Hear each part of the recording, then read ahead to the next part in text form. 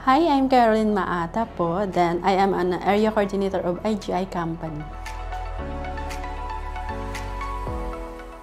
Self-love para sa akin, unang-una, kilalanin ko yung sarili ko at mas lalo ko po ito unang mahalin po at pahalagahan yung mga bagay na nagpapasaya sa akin.